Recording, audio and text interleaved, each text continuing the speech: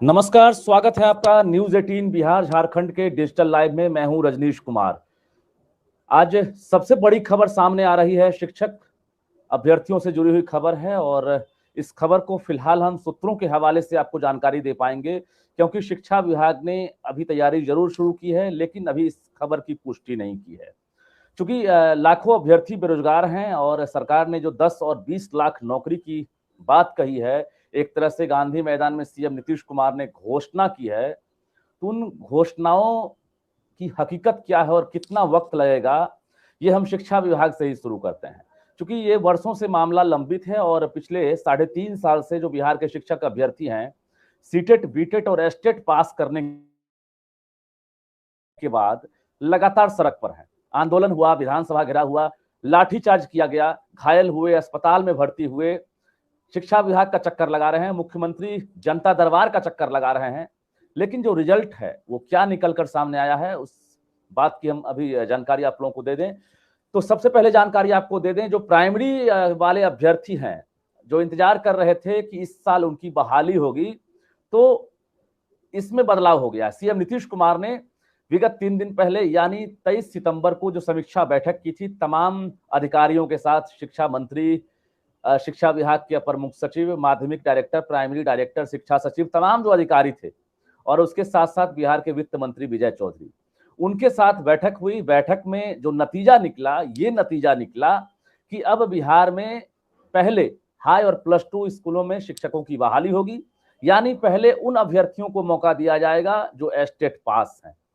जो बीटेट और सीटेट वाले हैं उनको बाद में मौका दिया जाएगा, क्योंकि एस्टेट वाले जो अभ्यर्थी हैं, अगर वो पहले बहाली में शामिल होंगे, अगर उनके लिए पहले विज्ञापन जारी होता है, तो वो फिर से प्राइमरी में आना नहीं चाहेंगे, और प्राइमरी में आना नहीं चाहेंगे तो सरकार के लिए मुश्किलें और चुनौतियां कम होंगी।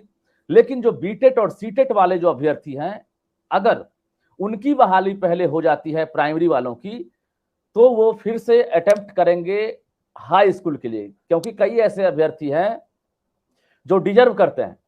प्राइमरी चूंकि क्या होता है कि पहले तो जगह मिल जाए, उसके बाद जो है लोग बाकी चीज ढूंढते हैं, तो यहां पहले कुर्सी चाहिए।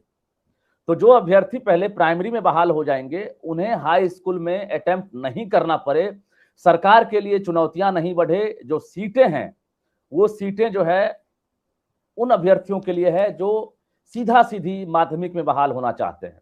तो सरकार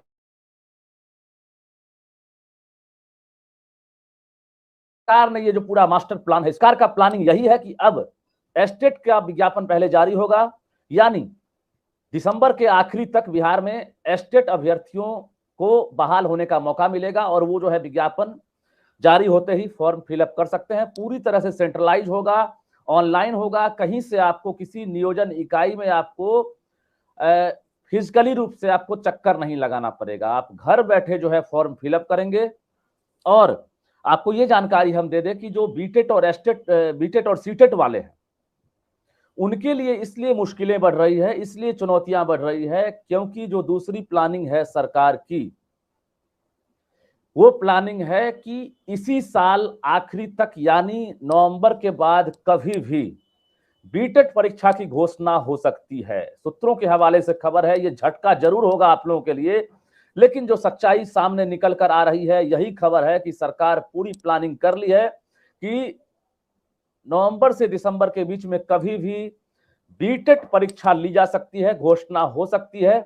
और जो नए अभ्यर्थी हैं, जो डीएलएड पास किए हैं, उनको ये मौका मिल सकता है। तो निश्चित रूप से अगर नवंबर और दिसंबर में बीटेट की परीक्षा ली जाती है, या जनवरी में भी ली जाती है, और मार्च से पहले अगर बीटेट का रिजल्ट जारी हो जाता है, तो कहीं सरकार ऐसा ना कर दे कि 7वें चरण के विज्ञापन में जारी होते ही उन अभ्यर्थियों को भी मौका दे दे जो अभ्यर्थी अब जो आयोजित होने वाली जो बीटेट परीक्षा है वो इम्तिहान पास करेंगे।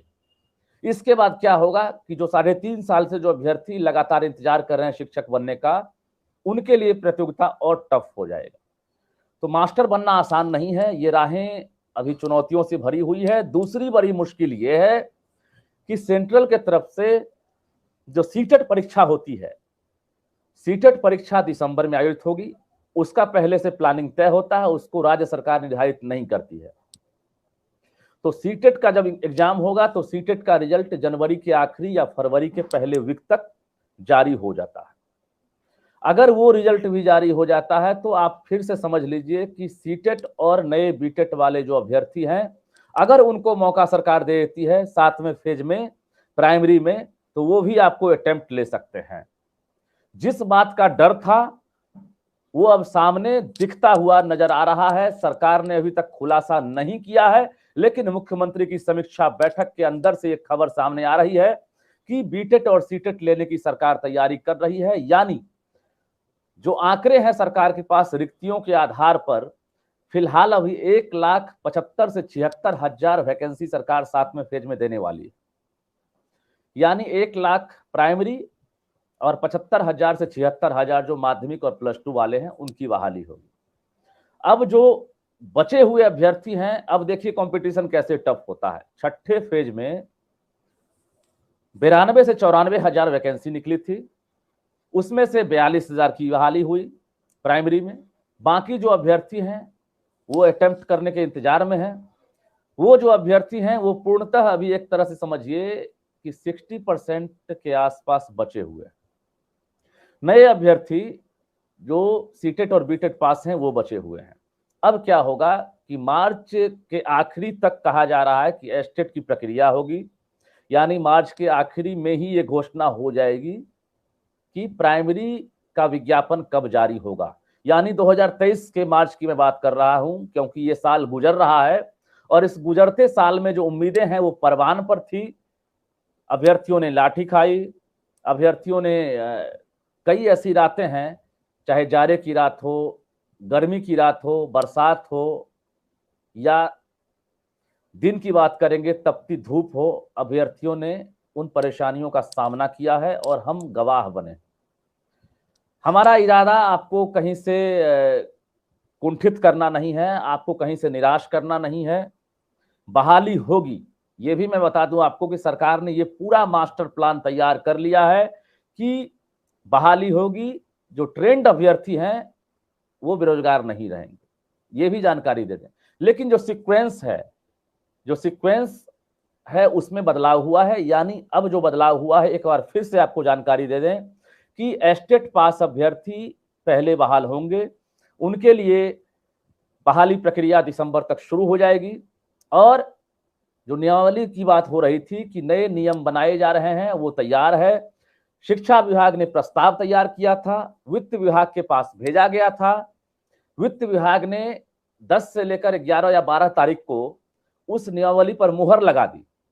मुहर लगाने के बाद सीएम नीतीश कुमार ने अचानक शिक्षा विभाग को जानकारी दी कि जो तेजस्वी यादव या हमारा जो मास्टर प्लान है 10 से 20 लाख रोजगार देने का, तो हम आगाज करना चाहते हैं शिक्षा विभाग से, क्योंकि इसमें सबसे ज्यादा वैकेंसी है और एक तरह से पूरे बिहार भर के जो अभ्यर्थी हैं उनको शामिल होने का मौका मिलेगा। यानी गांव से लेकर शहर तक ये नौकरी जो है देखने को मिलेगी। सरकार ने आनन फानन में समीक्षा बैठक की। शिक्षा विभाग के अपर मुख्य सचिव ने तमाम डीईओ को, डीपीओ को 48 घंटे का अल्टीमेटम दिया कि जिन जिलों ने रिक्तियों का पूरा ब्यौरा नहीं भेजा है, अगले 48 घंटे के अंदर यानी 21 तारीख की रात तक हर हाल में शिक्षा विभाग को आप अपडेट करा दें। फाइनल कितने टीचर रिटायर किए, कितनी सीटें हैं, कितने विषयवार शिक्षक की पद खाली हैं, तमाम चीजों की जानकारियां जैसे ही मिलती है 23 तारीख को सुबह 11 बजे से सीएम नीतीश कुमार तमाम अधिकारियों के साथ, मंत्रियों के साथ बैठक करते हैं। और बैठक लगभग 3.5 घंटे की बैठक थी। ये नतीजा निकल कर आया कि अब शिक्षा विभाग तैयारी में है कि इसी साल बहाली करेगी, लेकिन जो सिक्वेंस है वो बदल गया। अब हाई स्कूल की बहाली होगी, उसके बाद प्राइमरी वालों की बहाली होगी। आंदोलन सबने किया है, हम किसी के सिंगल पक्षधर नहीं है, हम दोनों के लिए बात कर रहे हैं। एस्टेट वालों ने भी आंदोलन किया और सीटेट बीटेट वालों ने भी आंदोलन किया। हर किसी के आंदोलन का महत्व होता है और सरकार ने एक तरह से आंदोलन का जो प्रेशर होता है वो सरकार ने समझा। हम कई बार ऐसा हुआ कि सरकार ने जब बातचीत की हमारे साथ भी और बाकी जो रिपोर्टर हैं उनसे ही बातचीत हुई, तो ये सामने आया कि अभ्यर्थी परेशान है, आपकी परेशानी को समझा जा रहा है, नो डाउट, लेकिन ये काम पहले भी हो सकता था। मैं बार बार कह रहा हूं कि ये काम पहले हो सकता था। शिक्षा मंत्री विजय कुमार चौधरी ने आगाज किया था, आगाज से अंजाम तक पहुंचने में कितना वक्त लग जाएगा ये हमने भी नहीं सोचा था, और कितना वक्त लगेगा ये भी कहना फिलहाल मुश्किल है, क्योंकि जो रोस्टर होता है सभी जगह जब कैलेंडर जारी होता है, आप किसी भी यूनिवर्सिटी में देख लेंगे, भले ही कैलेंडर की तारीख बदल जाए, फेल हो जाए, लेकिन एक कैलेंडर का मायने होता है, क्योंकि नियोजन इकाई जो है उसको भंग नहीं किया जाएगा, नियोजन इकाई की जो प्रक्रिया है उसमें बदलाव किया जा रहा है। ये जानकारी सरकार को पहले से थी, सरकार ने पहले से तैयारी की थी, यानी एनडीए की सरकार में ये प्रस्ताव लाया गया था कि अब जो नियमावली है उसमें बदलाव करेंगे। इसमें कहीं से तेजस्वी यादव को या महागठबंधन की सरकार को क्रेडिट नहीं जा रहा है कि आप जो है नए नियमावली को बदल रहे हैं। ये पिछले 2-2.5 साल से ये प्रक्रिया में बदलाव की चर्चा हो रही थी। हालांकि बीच में सरकार बदल गई, महागठबंधन को मौका मिल गया और इस सरकार ने घोषणा कर दी गांधी मैदान से। तो अब जो प्रक्रिया है आपको बता देते हैं कि नियमावली पर वित्त विभाग ने मुहर लगा दी है, सीएम नीतीश कुमार ने समीक्षा बैठक कर दी है।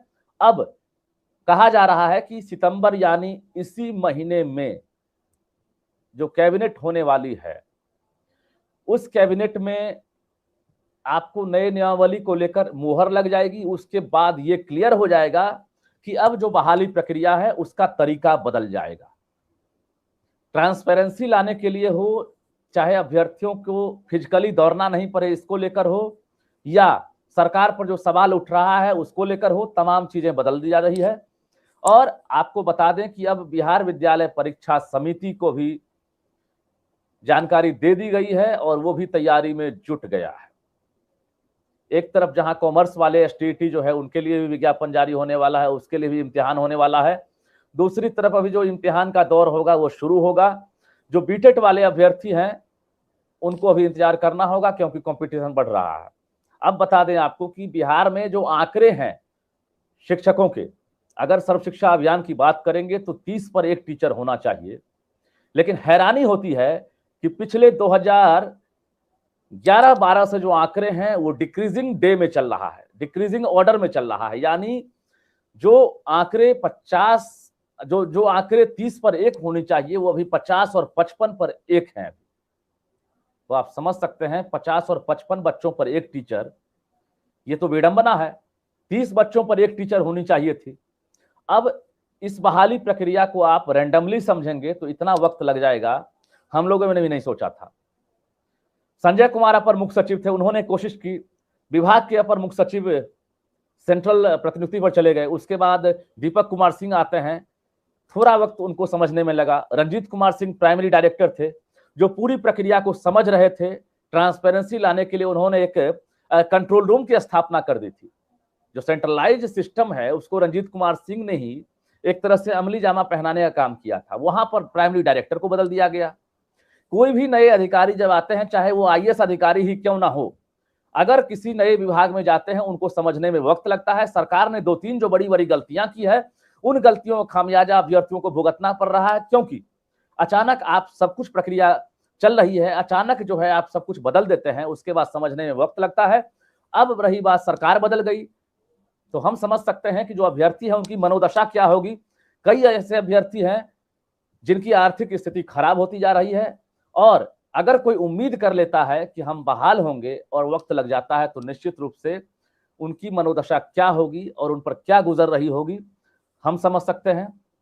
लेकिन धैर्य रखिए, धीरज रखिए। सरकार भी कहती है, हम भी कहते हैं कि ये साल बदलेगा और आपकी तकदीर भी बदलेगी, क्योंकि जो मास्टर प्लान सरकार ने तैयार किया है उसके मुताबिक एक बड़ा जो है मतलब आपके लिए जो है पिटारा खुलने वाला है। इसी महीने के आखिरी तारीख से ये पता चल जाएगा। कैबिनेट में जैसे ही मोहर लगेगी उसके बाद जो रोस्टर है धीरे धीरे क्लियर होने लगेगा, और एस्टेट वाले जो हैं अब उनको वक्त नहीं लगेगा, क्योंकि एस्टेट वाले के लिए पूरी प्लानिंग हो गई है, उनकी बहाली इसी साल से शुरू होगी। तो हम इसी जानकारी के लिए आपके पास आए थे। निश्चित रूप से हमारा इरादा है आप मजबूत रहिए, लड़िए, सामना कीजिए, आंदोलन का भी तरीका होना चाहिए, शांतिपूर्ण आंदोलन कीजिए, आपको क्षति नहीं पहुंचे, सरकारी संपत्ति को क्षति नहीं पहुंचे। लेकिन ये बता दें आपको कि धैर्य रखिए और परिश्रम का फल मीठा होता है। अपनी डिग्रियां ली है, डिग्रियां बेकार नहीं जाएंगी, ये भी आपको हम कहेंगे। कंपटीशन अगर आप फेस करते हैं तो आप और मजबूत हो जाएंगे। ठीक है, गिरते हैं घुड़सवारे मैदाने जंग में, वो तिफ्न क्या जाने जो घुटने के बल चलते हैं।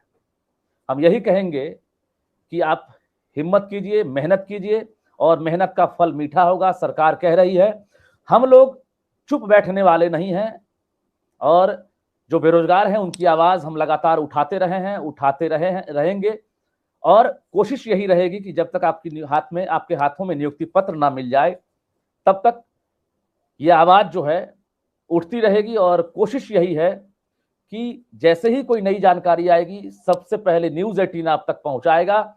जैसे हमने बताया कि बीटेट की तैयारी चल रही है, उस तारीख का इंतजार कीजिए जब सरकार घोषणा करेगी कि इसी साल बीटेट की भी परीक्षा होगी। बावजूद जो पास्ट अभ्यर्थी हैं, जो पास आउट है, वो हिम्मत रखिए, धैर्य रखिए। हम इतना ही कहेंगे कि आपका मेहनत, आपका परिश्रम बेकार नहीं जाएगा। तो आज के लिए बस इतना ही, दीजिए इजाजत, नमस्कार।